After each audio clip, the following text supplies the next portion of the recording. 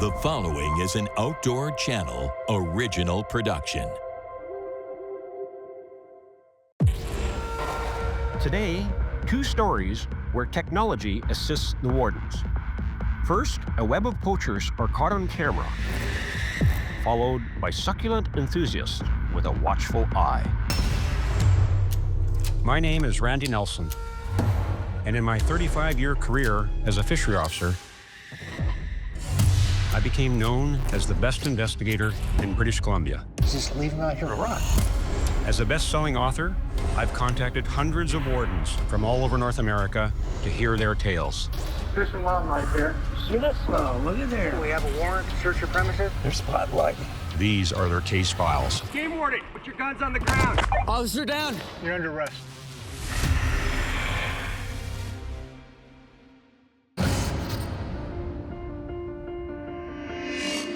Craig is a Oregon State Trooper with the Wildlife Division, and you have a case that started in a little different way than many.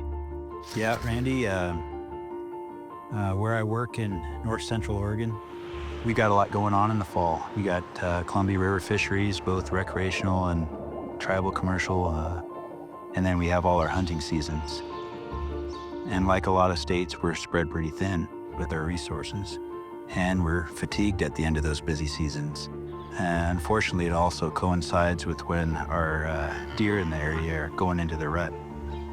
The males are pretty vulnerable and got other things on their mind, and they become vulnerable to poaching and illegal take. Season's closed for them at that time. Yep. Yeah, okay. Yeah. So, and that's typically in our area in November. Yep. At the conclusion of our elk seasons, and then the deer in the rut. For a lot of years there, we were finding evidence of them being poached. Big bodies, carcasses left to waste, missing the heads. Just taking the heads. Yep. So, we tried a lot of the traditional enforcement tactics as far as staying out there all night and putting up decoys and things like that. And we'd make a case here and there, but we never did enough to deter all of it. Right. It was being pretty prevalent.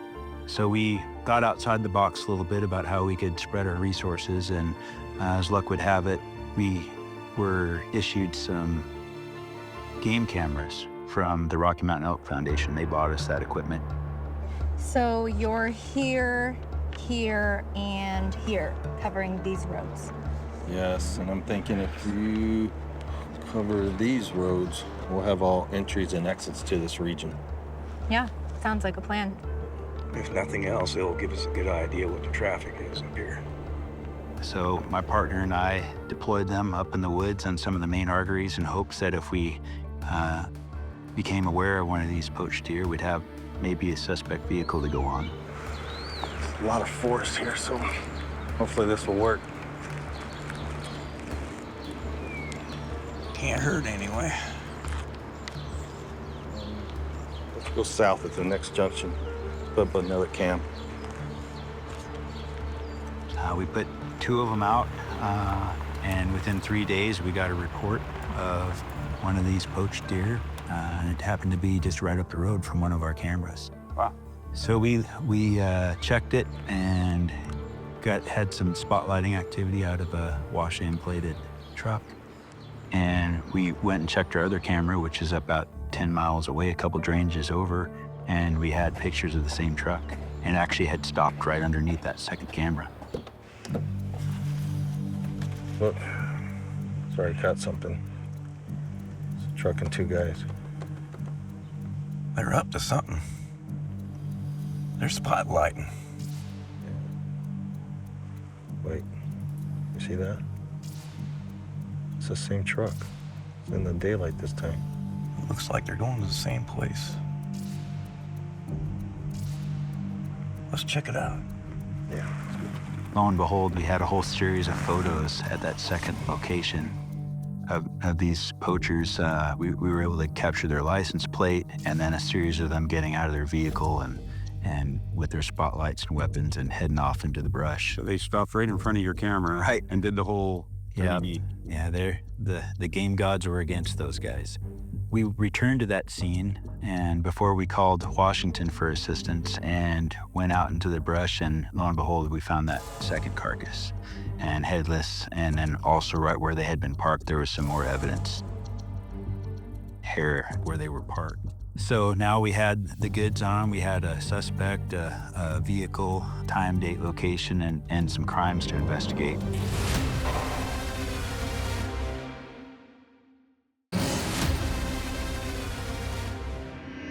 So you've seen this truck poaching at nighttime, but you're meeting him. Is it at night now when you met him? So it was towards the end of the day, and we were heading back to town to get that cell service to call Washington. And so it was just dusk, Okay. and we passed these guys. They're heading back up into the They're hills. probably heading in to do what they did before. That was our guess. So we flipped around and executed a stop on them based on the evidence we had to reasonable suspicion crimes had occurred. And it was the same two characters that we had on the trail cams. So we separated them out and interviewed them. Stand over here. Stick your hands where I can see them. Well, what's going on here? Well, we've seen your vehicle involve some criminal activity up the road. Hey, you. Go with them. Yo, we didn't do anything. Hey, By the car. didn't do anything. We're not asking you anything. Have you guys been spotlighting him in Ward 27? Well, we stopped there a few times. I got pictures of you on Road Tomaselli. Damn. Yeah, that's me. Yeah. While talking to him, he kept looking at his phone. And so I inquired if he had pictures of, which oftentimes they will have photos or videos on their phones of their activity. And he said he did, but he was hesitant into showing me because he was worried about other things on his phone. You got pictures of your kills on your phone? Eventually, he did consent to showing me a picture on his phone, and it was a photograph of 14 boiled out mule deer heads lined out on his living room floor. You're expecting to see one. Right. Yeah, okay. And he says it was the third one from the left was the one that we were inquiring about. Okay. So obviously right away, we suspected it was more than a single incident. Put your phone away. Turn around. You're under arrest. Wait, what?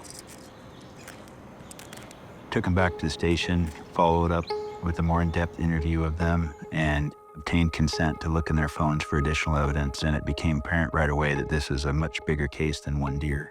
Yeah. Over the course of the next 2 years, we continued to uncover evidence of more illegal wildlife activity, and some of it's the worst of the worst. You know, a lot of huge numbers of wildlife taken illegally, out of season at night, prohibited methods, no licenses, out of state, and by repeat offenders. So, and a lot of waste. That was probably the biggest thing, is the waste of the wildlife. None of it, or very little of it, was ever taken for meat, just cutting heads off. The first two guys we contacted through connections to their phones and the interviews, they had accomplices. It's really just a collection of us. Most of us in Oregon, a few in Washington. We just text each other where we're gonna be, and the other guys when they find spots for us to hit up. They had other people that showed them the area and had other techniques of hunting using hound dogs and things, which is lawful for bobcat in Oregon, but not for bear and cougar. Well, they were doing bear and cougar and bobcat without proper licensing. And then they were just opportunists for if they saw a big buck or an elk, they'd shoot it. So each person you were finding is growing into a bigger and bigger network, really, of organized criminal activity. And it wasn't necessarily, like I said, a commercial harvesting. No. It was more of just a social network where these two guys would bring a third buddy for this outing, and then that buddy would bring his buddy for another outing, and the web just expanded out. Where we started with 2, I think we ended up charging 28 suspects in 2 states. Yeah. So. And what sort of numbers of animals were you dealing with? After the initial search warrants, we seized, I think, 112 illegal animals, but in subsequent, at the completion of the investigation, over 300 animals.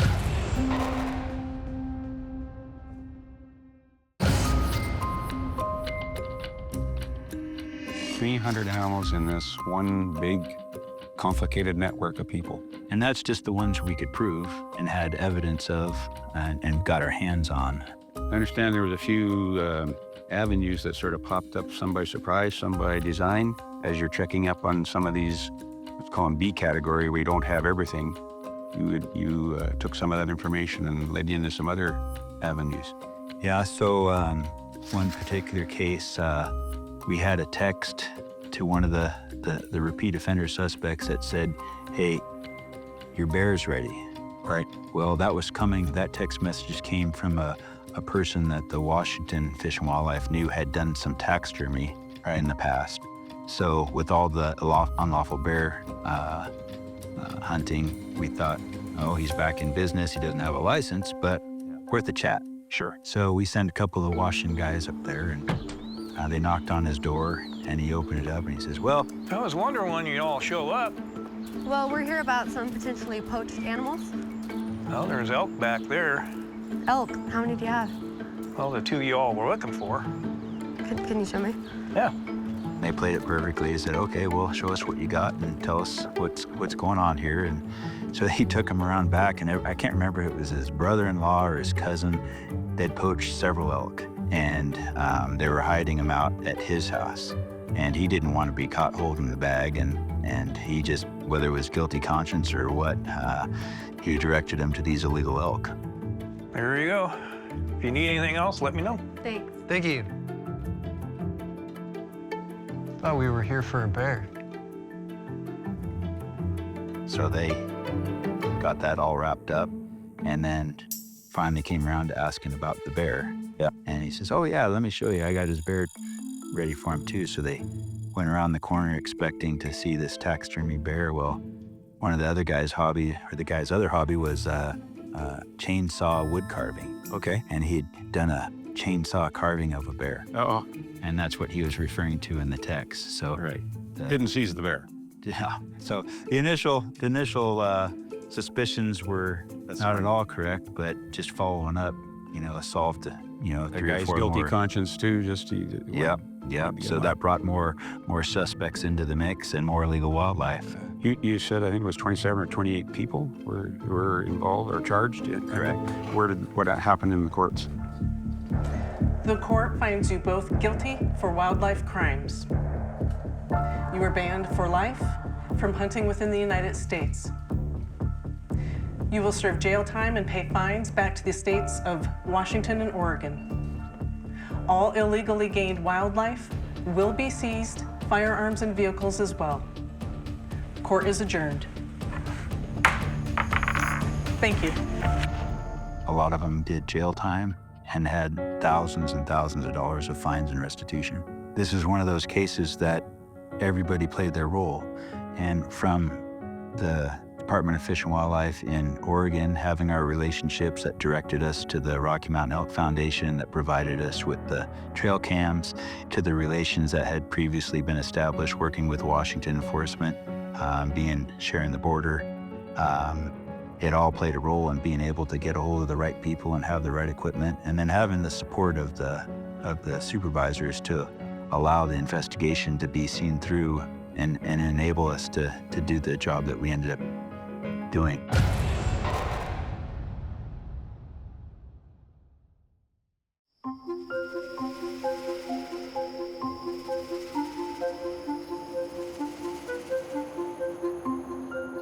Eric, when people think of poaching, they often think of the furry animals that we see, but you've got a poaching story that's quite a different direction. Yes, it is. It dealt with Living Rock Cactus, the cactus species. Cactus plants. Yeah.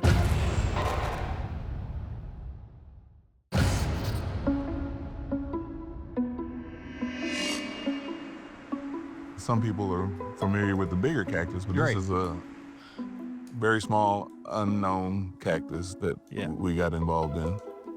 And what's it look like? He said it's small. They call it the Living Rock Cactus because it's a desert plant, and it resembles rocks. Looks like a rock. Craggy rocks at the base of mountains is where they usually grow. Okay.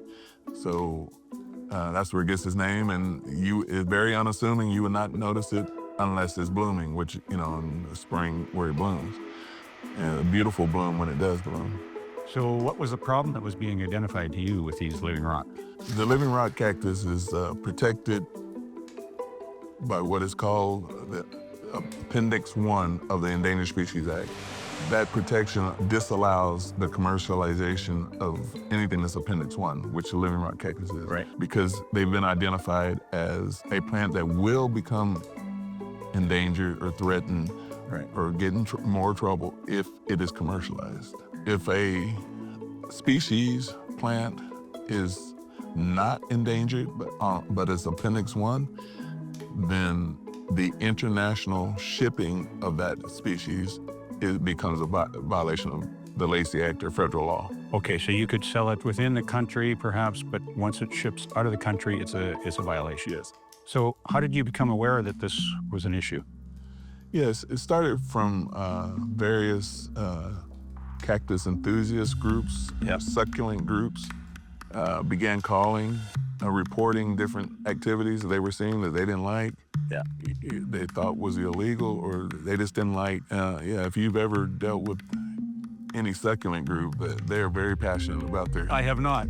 They're very passionate about their cactus. So where did your investigation begin?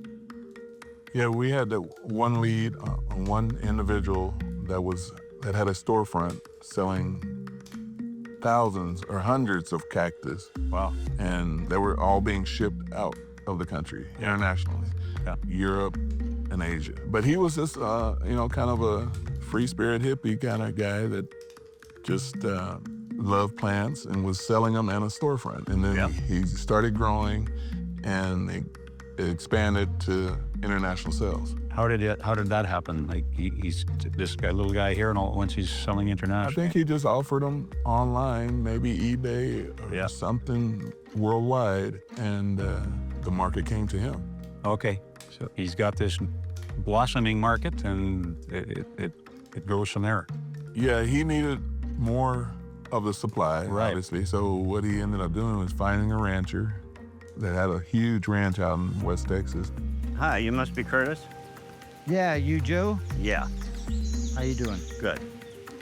So, what exactly is it you're looking for?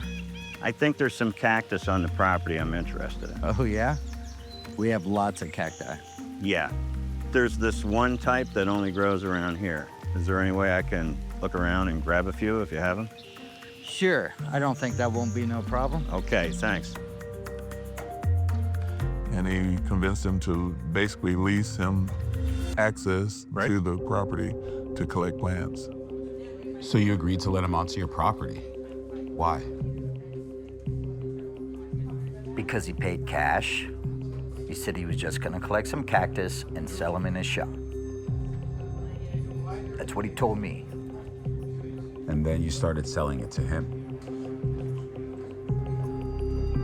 Yes, but I wasn't selling it internationally. That was Joe. It's still a criminal act. Knowingly collecting and selling the cactus is smuggling, plain and simple.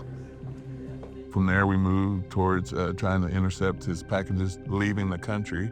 After several months, we were finally able to start intercepting packages in different ports, San Francisco, Seattle. That's where most of our plants going to Asia, which most of these plants were going to. Right. Which kind of helped us in our attempts to intercept You could key in on those places then? Yes. Once we started intercepting packages, that kind of closes the loop, so we know where he's collecting them and where they're being shipped. You profited nearly $300,000. It's been what, 6, 7 months?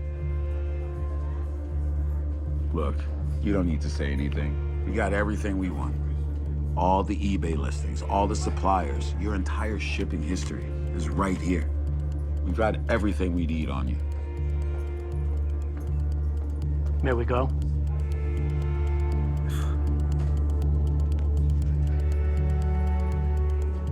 Why? Why would you? You nearly wiped out a whole species of plant. It's gonna take decades to repair the damage you've done. Why?